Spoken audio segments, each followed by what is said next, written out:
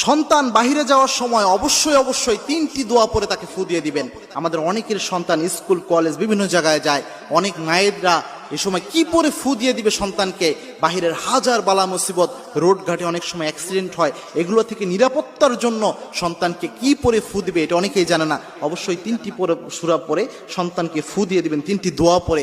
এই 3টি দোয়া রাসূল সাল্লাল্লাহু আলাইহি ওয়াসাল্লাম নিজে প্রেসক্রাইব করেছেন এবং অত্যন্ত অথেন্টিক হাদিস, সহিহ হাদিসের মাধ্যমে এই 3টি দোয়া প্রমাণিত। রাসূল সাল্লাল্লাহু আলাইহি ওয়াসাল্লাম, সাহাবা একরাম এই 3টি আমল করতেন। প্রথম যে দোয়াটা রয়েছে এটা তিরমিজিতে হাদিস এসেছে, রাসূল সাল্লাল্লাহু আলাইহি ওয়াসাল্লাম নিজে বলেছেন।